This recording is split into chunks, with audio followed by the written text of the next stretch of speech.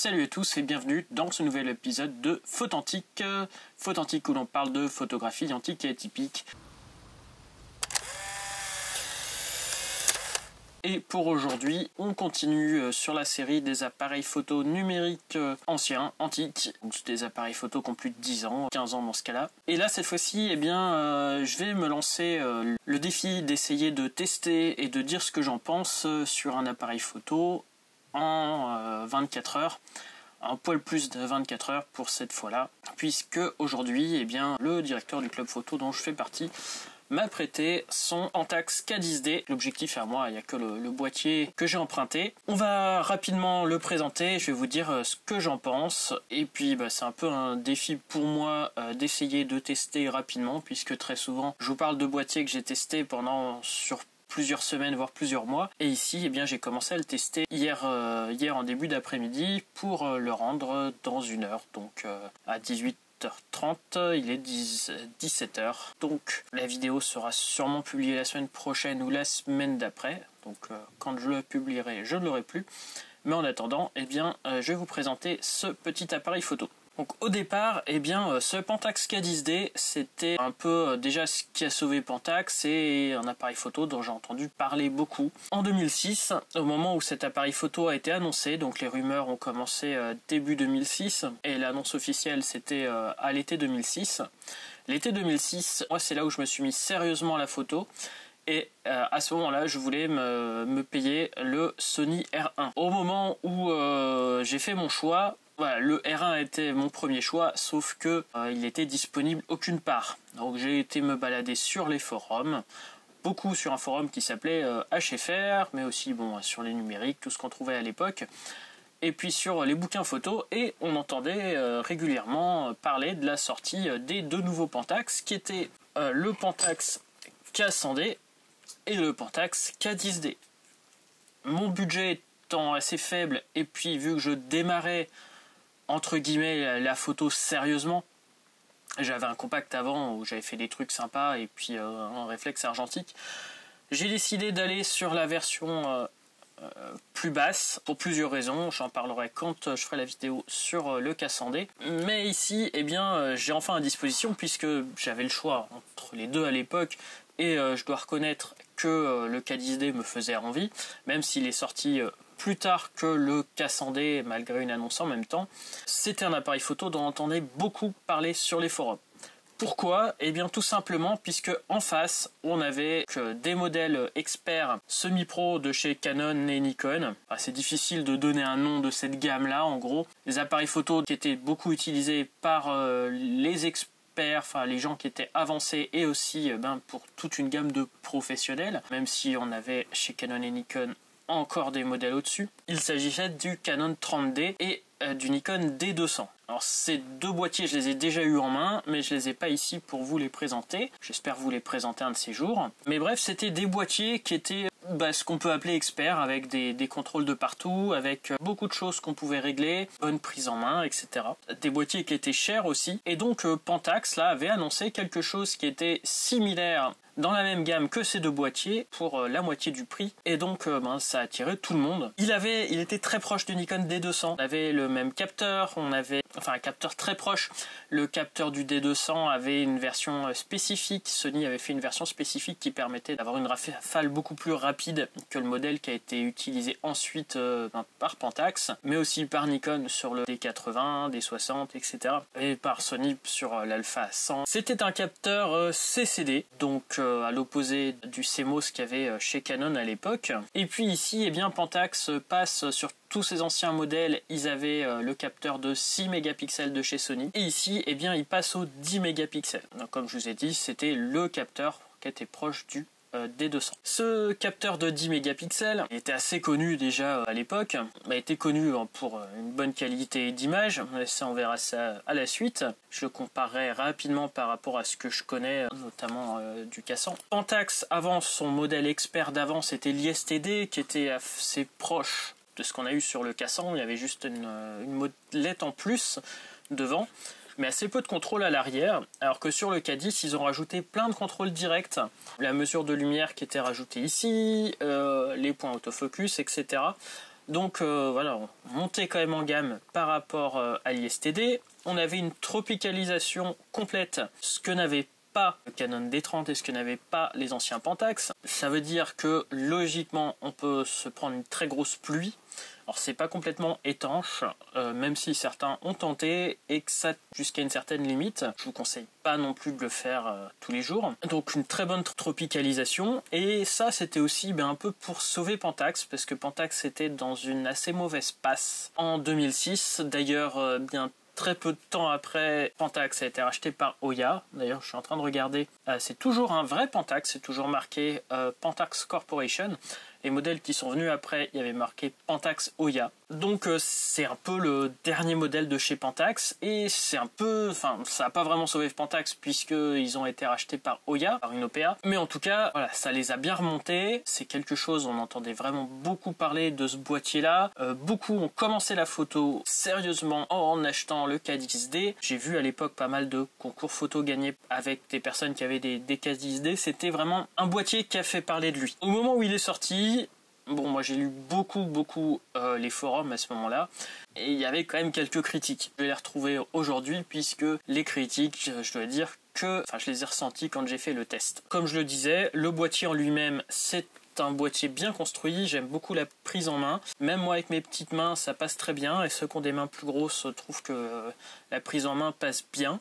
Ça passe beaucoup mieux à mon avis que par exemple les modèles qui sont sortis après, notamment le K5 et surtout le K1 qui est beaucoup trop gros pour mes petites mains. Le K10, il passe très bien en prise en main. J'arrive à accéder tout directement aux deux molettes, à tout. Enfin, je trouve que c'est vraiment bien fait. Il a un grand viseur pentaprisme, donc à l'époque Nikon avec le D200 faisait mieux, mais il était beaucoup plus cher. Par contre, Canon avait un viseur plus petit avec son Canon 30D. À ce prix-là, c'était en tout cas les premiers à faire un viseur aussi grand et aussi clair. Au niveau rafale, eh bien, on faisait 90 photos en JPEG à 3 images par seconde. C'était très bien pour l'époque. Maintenant, ça va sûrement vous faire rire avec le moindre hybride qui fait du 15-20 images par seconde. Là, c'était pas le cas. Donc 11 points AF qui sont plutôt bien positionnés. Et comme je vous ai dit, donc tous les accès directs. Je tiens à préciser que cet appareil photo là ne fait pas de vidéo. Tout simplement parce que à l'époque on était avec des capteurs CCD. Les capteurs CCD, comme je vous ai dit, étaient longs à lire, donc on faisait du 3 images par seconde. On était loin du 25 images par seconde demandé par la vidéo. Et en plus c'est des capteurs qui, s'ils sont utilisés régulièrement, ils chauffent. Et la chauffe, ça fait au départ très grosse augmentation de bruit, et puis ensuite peut quasiment fondre. C'est arrivé sur certains appareils photo à l'époque, permettait pas la vidéo, enfin c'était tout simplement physiquement impossible de transformer ces appareils photo là en caméra. Ne cherchez pas à modifier votre K10D pour en faire une caméra, vous ne pourrez pas faire de vidéo. Donc on va commencer par les problèmes que j'avais lus à l'époque et que j'ai eu quand j'ai testé cet appareil photo là. Comme je vous ai dit, je l'ai testé hier, je referai quelques photos après avoir tourné cette vidéo là. Donc cet appareil photo là était connu déjà pour être bruyant. Bon là je vais pas me le cacher. Il a la stabilisation, mais par rapport à d'autres boîtiers, vous voyez, ça fait clac clac assez fort. L'autre problème, c'était l'autofocus, qui était, en tout cas sur la première version du firmware, pouvait être aléatoire. L'autofocus est beaucoup plus rapide que les modèles d'avant de chez Pentax, mais par rapport aux autres, on avait des gros problèmes de précision. Ça a été un peu amélioré avec les mises à jour du firmware. Là, je pourrais pas le tester puisque je suis à la version 1.00. Bien sur les tests que j'ai fait hier soir, quand je suis arrivé sur Lightroom, je me suis rendu compte que j'avais à peu près 2/3 de mes photos floues. Je le voyais pas sur le petit écran. Enfin, j'en ai vu certaines qui étaient floues, mais je m'attendais pas à autant. Là, c'est énorme. Peut-être que ça vient du 31 mm limited, je sais pas. Mais en tout cas, c'est assez problématique. On va voir si ce soir j'arrive à faire mieux. Je vous le mettrai en haut, là dans le coin. Là. Je vous dirai si c'est mieux, puis je vous le dirai quand je montrerai les photos que j'ai faites avec. Ça posait problème pour les mariages, ce qui fait que je sais que beaucoup de possesseurs de K10 les ont ensuite revendus pour passer au Nikon D300 quand le D300 était sorti, puisque Pentax a sorti son K20D au-dessus qui était légèrement mieux en autofocus, mais la Nikon avait fait un énorme gap avec son D300 et tous les gens qui avaient besoin de focus rapide, eh bien ils devaient acheter un appareil photo plus rapide qui était le D300. Ça n'empêche pas de faire des photos.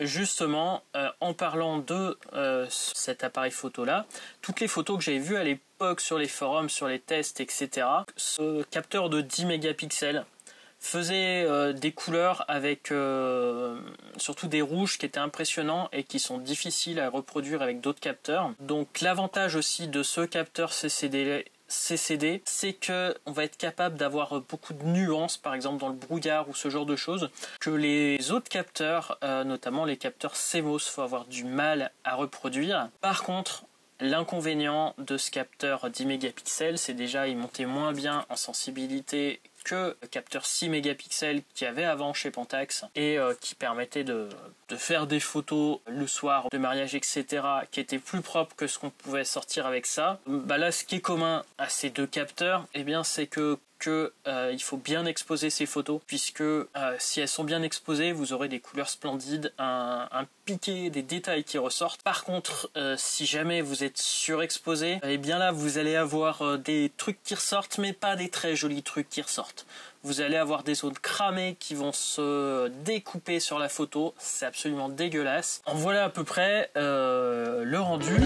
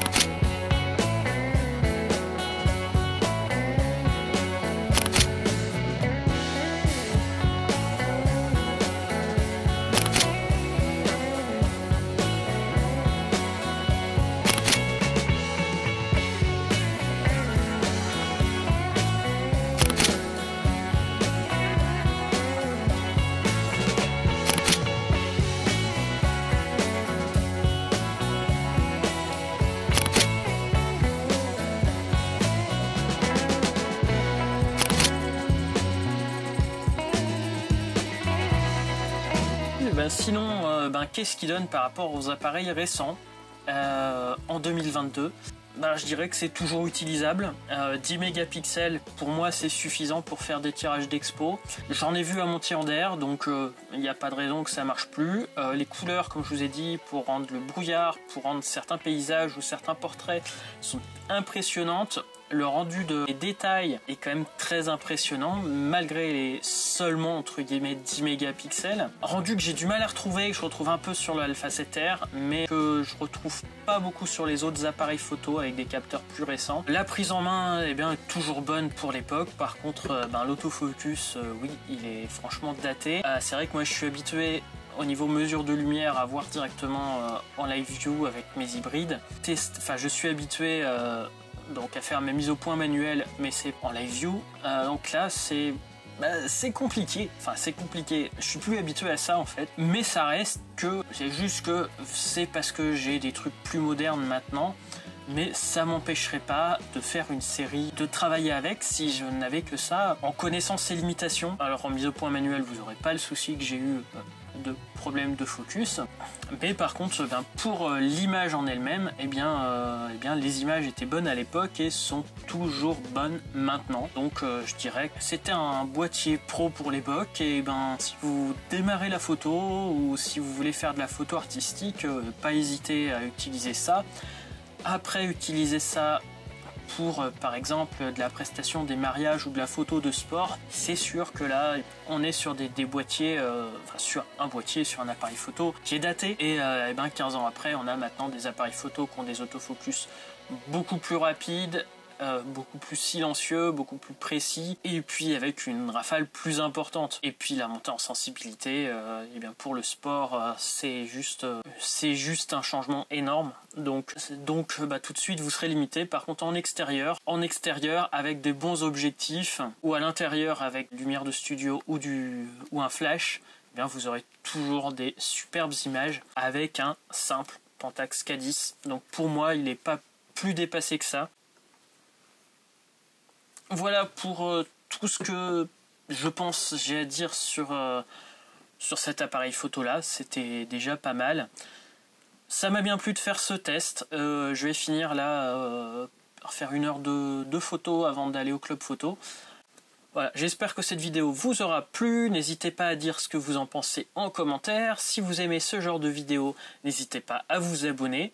Dites-moi aussi en commentaire si c'est pour ce genre de vidéo ou pour d'autres sujets qui vous a plu sur la chaîne. Moi, ça me permet de voir ce qui vous plaît, et puis aussi chaque commentaire va aider un petit peu l'algorithme en général de Google et de YouTube pour faire monter un peu cette chaîne.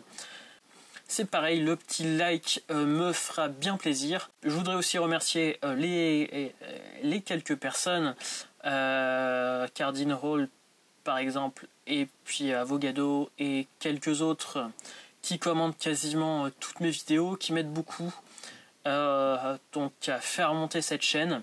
Voilà, je vous donne rendez-vous très bientôt pour un nouvel épisode, et j'espère cette fois-ci de Tech Antique.